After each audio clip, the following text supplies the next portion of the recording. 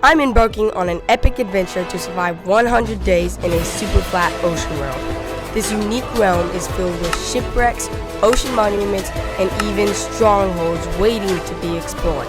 However, there's a twist. The only blocks available are gravel, dirt, cobblestone, and cobbled deeply. That means there are no ores, no lava, and for Pete's sake, there's no chickens. I have 3 key goals I need to accomplish by the end of this video. First, I need to establish a steady supply of food. Second, I'll need to create a secure and safe shelter that I can live in comfortably for the remainder of the challenge. And finally, I need to craft a full set of diamond armor before the 100 days ends. This is 100 days in a Superflat ocean world. Day 1 was like any other ordinary day in a Superflat ocean world. I ventured down to a nearby shipwreck, carefully mining its wood and looting the chest. With my newfound treasures, I crafted an iron axe and set off to mine dirt. And that's all I did for the next 4 days, was just mine dirt. And cobblestone. After obtaining the dirt and cobblestone from my base, I built up to the top to make my base. I made myself a platform and took the carrots I got from the shipwreck and planted them on my platform. I needed a way to travel, so I started work on a boathouse. It wasn't the best boathouse, but it served its purpose for the time being. Day 4, I got attacked from a phantom, so I blocked up for the night. The next morning, I mined out and started work on a mob grinder. I needed this grinder to spawn spiders so I can make a string duper, which is to some people, they think that's cheating, and to those people I say, no. Day 6, I found myself in need of bone meal, so instead of killing skeletons, I decided I wanted to make a whole mob farm. By day 7, the mob farm was done and working. Now that I had acquired 3 string, I was able to create the string duper. Shortly after, I began spawn-proofing my platform to reduce mob spawns. I used the remainder of my stone to smelt materials and kick off my mega base project.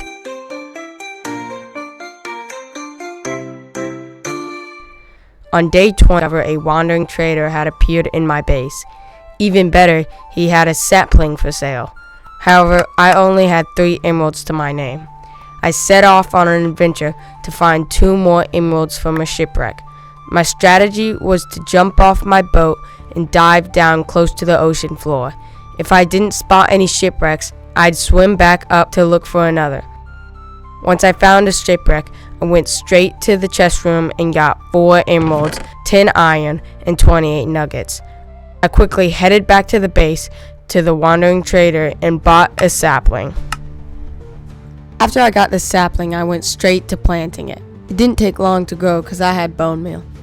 My platform looked like straight doo-doo, so I broke it all down to make a proper entrance to my mega base. I started out with a stone brick slab for the ground. After I had finished the ground, I had a couple stone bricks, so I finished the staircase up to my mega base.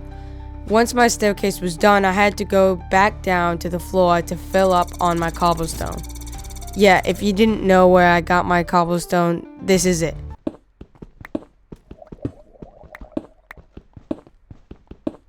Wow. Once I smelted the stone, I was able to get to work on the wall, and with a cool editing cut, the wall is done. Since the wall was done, I wanted these cool pillars that just hang over the walkway into the mega base. It may not look like it, but these pillars were so hard to get them to all look the same because I kept getting the order wrong with the slabs, but I'm happy with the finished product. I opened the walls to my potato farm, and I have a surprise for y'all. Big deal, join the server! I know, it's cool, I know. Alright, calm down. Calm down. Shut up!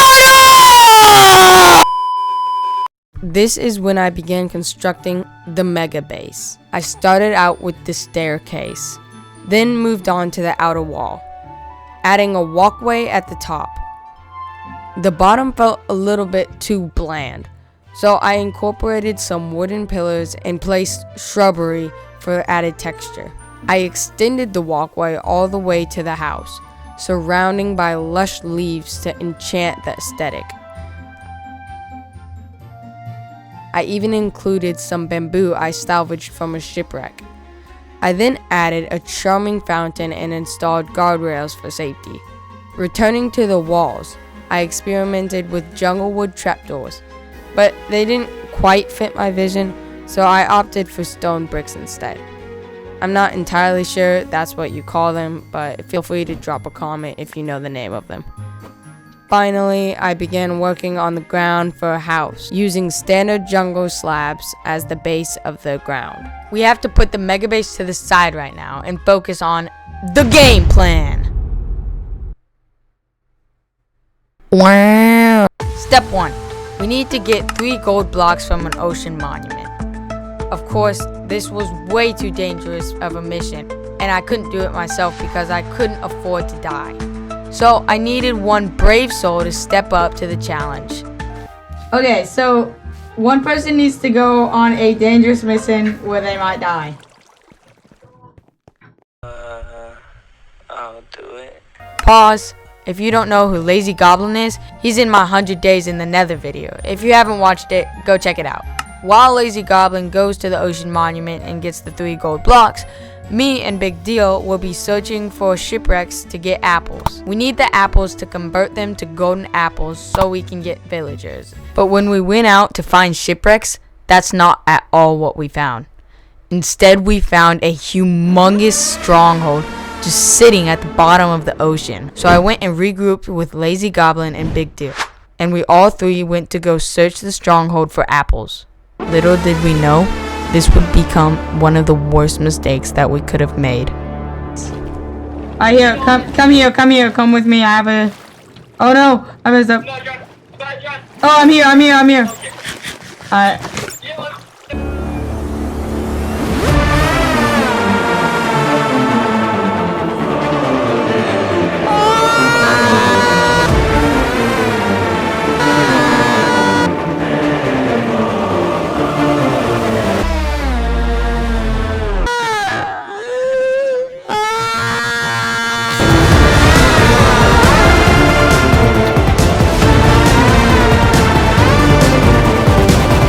A creeper was just waiting in the stronghold for us, and Lazy Goblin didn't get his shield up in time.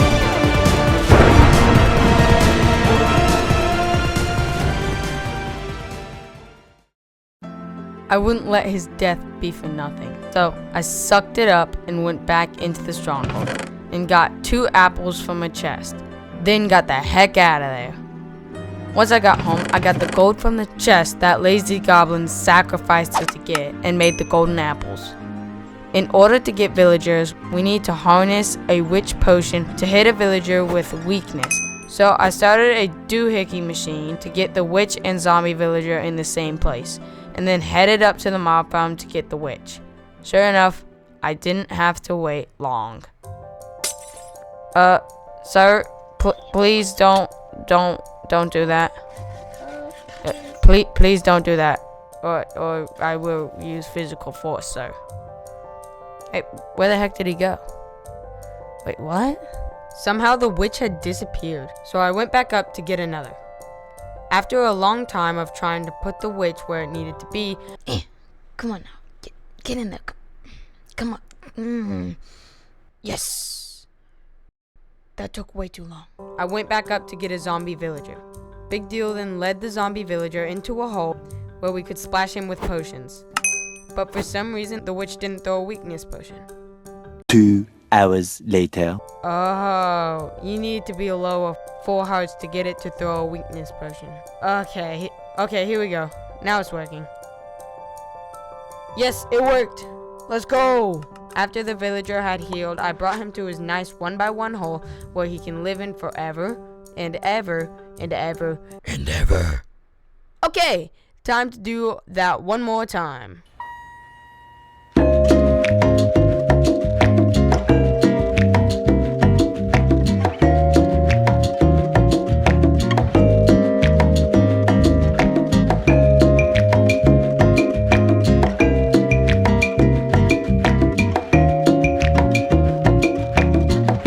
That was wasn't so bad. So after I got both the villagers where I needed them, I changed one of their roles to a blacksmith and the other to a fisherman, because a fisherman could trade emeralds if I gave him string, and since I had a string farm, it was a pretty easy decision. While I was sitting at the string farm, I looked up to see another wandering trader. This meant he had a chance of selling another type of sapling. But when I got up to him, he tried to commit suicide by jumping off the top.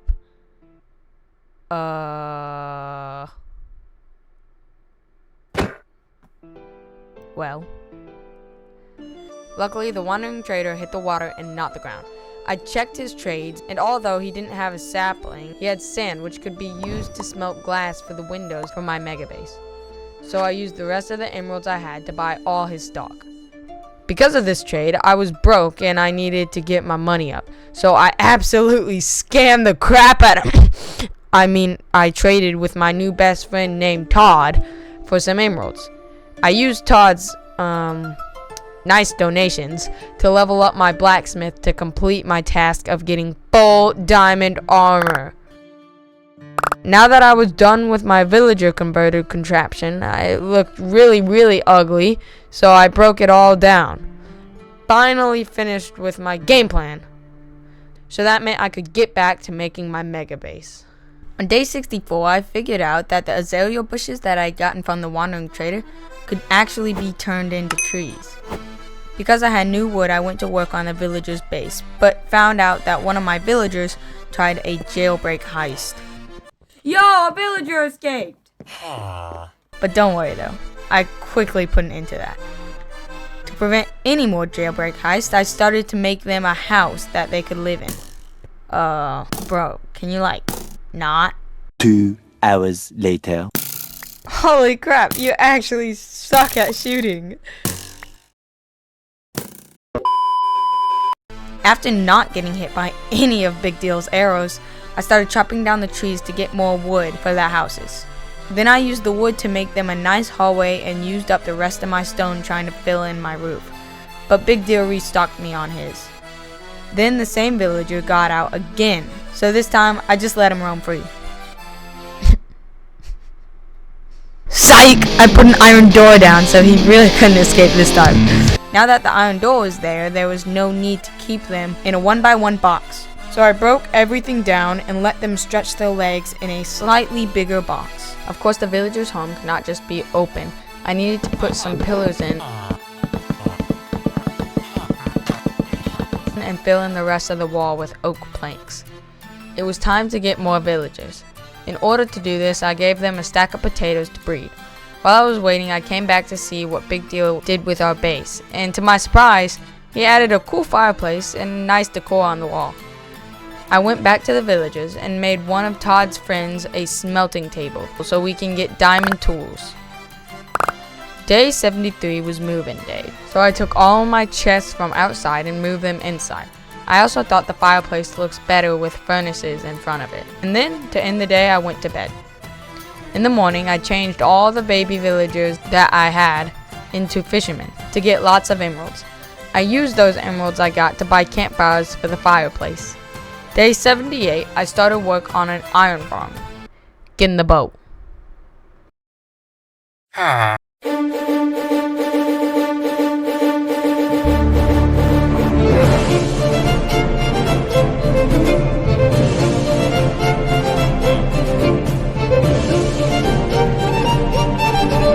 Alright, let's do that again. Get in the boat.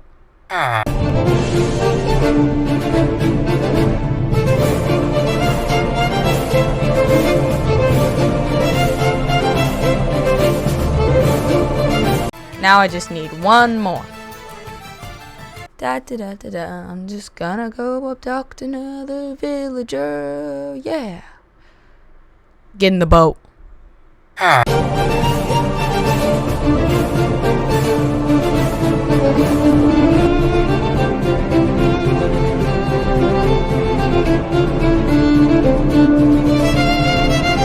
Well, I guess we know it works now. All I need to do is close this patch and yep, it works.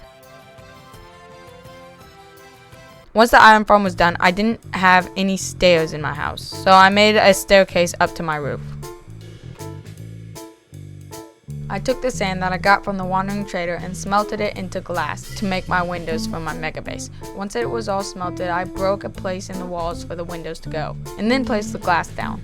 That looks a lot better now, oh yeah.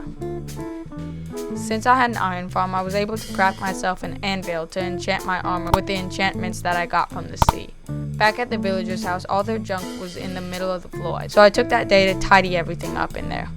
I went back up to the top of my mega base and placed guardrails to look at my beautiful view. Jeez, that is just amazing. But we couldn't slack off now because day 100 was just around the corner. I got a villager that sold swords and quickly upgraded him to his max trades to get a diamond sword. Day 99, I thought for my final project on this world, I would continue the fireplace all the way to the top so you could see it walking through the base.